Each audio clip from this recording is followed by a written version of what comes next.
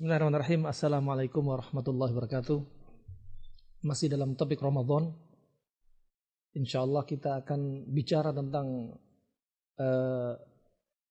tetap sehat, tips tetap sehat di bulan Ramadan. Ramadan kadang dijadikan oleh kaum muslimin sebagai pelampiasan ketika berbuka yang tadinya tidak makan, tidak minum. Kemudian ketika waktu buka dijadikan ajang balas dendam. Ini mindset yang salah. Ya. Dan kalau kita melihat semua kehidupan, aktivitas kehidupan Nabi SAW akan didapati banyak hikmah. Banyak hikmah.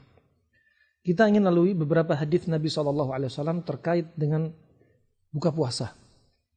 Pertama, Nabi SAW datang dari hadis Sahal bin Sa'ad bahwasanya Nabi bersabda, la yazalun nas bi khairin ma ajjalu al-fitr. Senantiasa manusia akan berada di dalam kebaikan selama apa? Selama dia atau menyegerakan buka puasa. Ini penting, ya. Selama apa? Menyegerakan buka puasa. Maka manusia, umat muslimin selalu dalam kebaikan. Ima kebaikan, kesehatan mereka. Ima kebaikan, keberkahan yang lengket pada mereka. Karena mereka menjalankan sunnah Nabi SAW. Dan kalau Rasulullah perintah sesuatu, Allah perintah sesuatu, pasti ada kebaikan, hikmah di balik situ. Tapi kita beribadah bukan karena hikmah.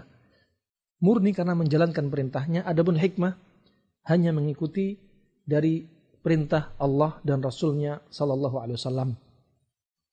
Dan juga dalam hadis yang lainnya dari Abu Hurairah radhiyallahu an, riwayat Abu Daud, la yazalul ladina zahiran ma ajjalun nas al-fitr li'anna al-yahuda wan nasara yuakhiruna. Nah, senantiasa manusia tampak ya ini dalam kebaikan. Ya, selama apa? Manusia ini menyegerakan buka puasa. Menyegerakan buka puasa. Kenapa? Karena Yahudi dan Nasara senantiasa mengakhirkan waktu berbuka. Berarti apa? Ada perintah dari Nabi kita untuk segerakan. Ada perintah dari Nabi untuk kita menyelisih orang Yahudi dan Nasara yang suka mengakhirkan buka puasa. Sebagaimana sahur juga demikian. Nabi menganjurkan untuk mengakhirkan waktu sahur, sedangkan Yahudi dan Nasara mereka tidak sahur. Mereka tidak sahur. Dan Nabi SAW dari anjuran untuk berbuka, di antara menu buka Nabi SAW sebagaimana datang dari hadis Aisyah radhiyallahu anha, datang dari Anas bin Malik, datang dari Ibnu Abbas, bahwasannya menu buka Nabi SAW pilihan pertamanya adalah yaitu rutab, kurma basah. Kalau nggak ada kurma basah, pilih menu berikutnya tamar.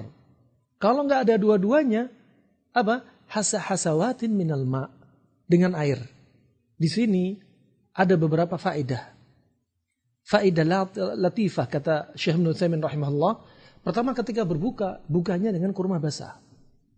Ya. Kurma basah. Kemudian setelah kurma, kata Syekh Ibnu Utsaimin, termasuk berikutnya yang dilakukan bukan langsung makan. Bukan langsung balas dendam, tapi apa? Salat dahulu. Sehingga apa? Antara makan buah kurma dan menu makan besar itu ada tempo jarak. Sebagian ulama menjadikan dalil firman Allah Subhanahu wa taala, "Wa faqihatin mimma yatakhayyarun wa lahmi thayrin mimma yashtahun." Dan buah-buahan silakan kau pilih yang kau suka. Setelah itu baru makan daging. Daging burung dalam ayat ini. Ya.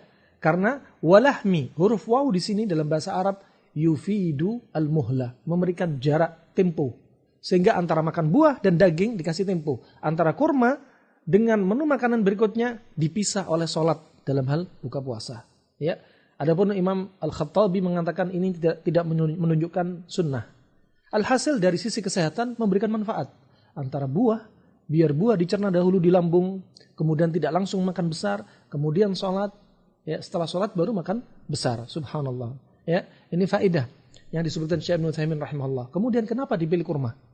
Kenapa nggak pilih pisang? Kenapa nggak pilih sop buah? Kenapa nggak pilih sambosa? Kenapa nggak pilih asinan? Ya, kenapa nggak pilih rujak? Ya, kenapa nggak pilih pecel? Kenapa?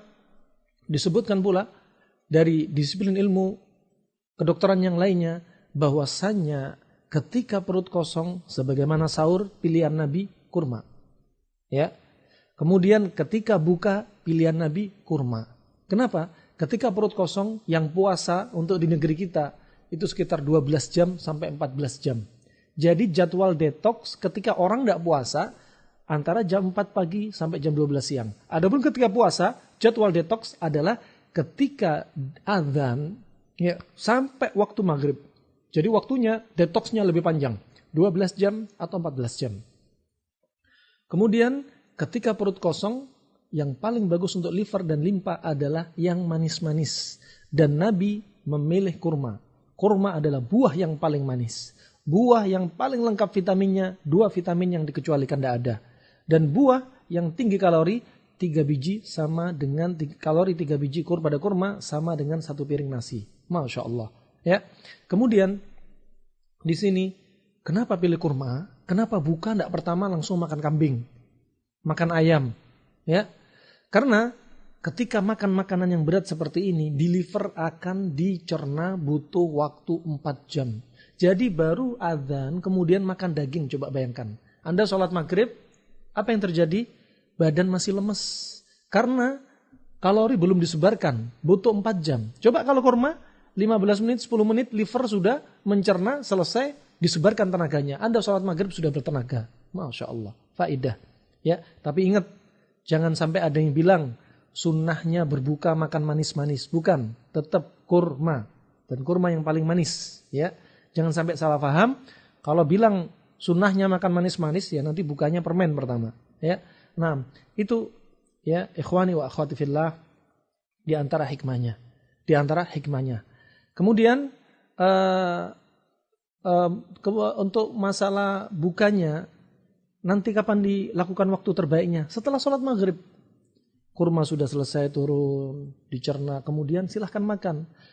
Mau makan kombinasi panas-panas silahkan, mau panas dingin silahkan, mau panas saja silahkan, terserah. Tapi alangkah baiknya kadang-kadang di variasi panas-panas, kadang panas dan dingin. Nah, makanan sifatnya panas, makanan sifat dingin itu lebih sempurna. Lebih sempurna. Kemudian kalau kita lihat sahurnya kurma, bukanya kurma. Kita lihat lagi, bayi baru lahir, sunnah yang dilakukan juga diantaranya apa? Tahnik. Ya, mentahnik si bayi dengan kurma. Yang pertama kali masuk ke mulut bayi adalah kurma. Kenapa? Bayi perutnya masih kosong. Ketika perut kosong, yang paling bagus pertama kali adalah bagi liver dan limpa adalah yang manis-manis. Coba Nabi pakai kurma. Abu Musa al-Asy'ari datang membawa anaknya yang baru lahir. Nabi minta kurma. Aisyah juga mengatakan kalau ada bayi ditahnik, Nabi minta kurma.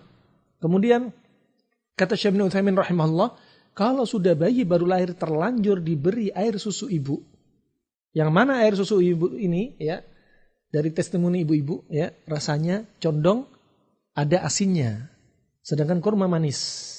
Kata Syekh Ibnu Utsaimin, kalau sudah terlanjur diberi air susu pada si bayi, tidak ada lagi sunnahnya tahnik. Masya Allah. Ini sunnah-sunnah yang dilupakan. Bahkan hikmah besar di balik sunnah Nabi Sallallahu Alaihi Wasallam. Dan kesalahan pula, kaum muslimin biasanya ada menu balas dendam. Kapan itu? Setelah taraweh makan lagi. Ini kebiasaan yang salah.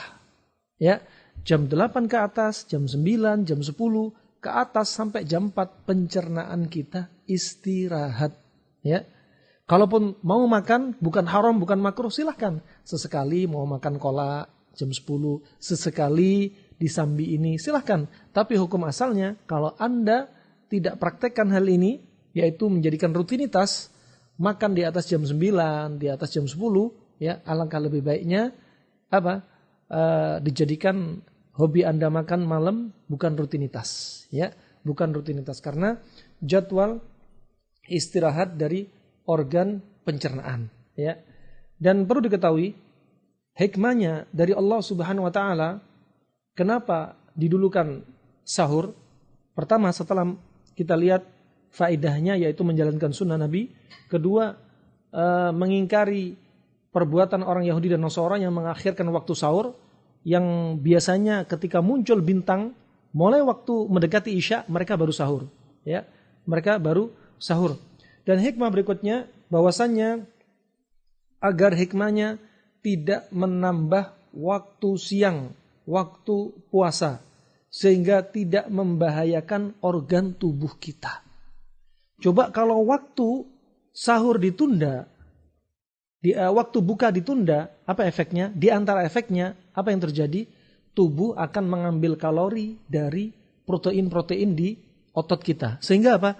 Akan timbul otot lemes atau bahkan terjadi atrofi otot-ototnya mengecil. Kenapa?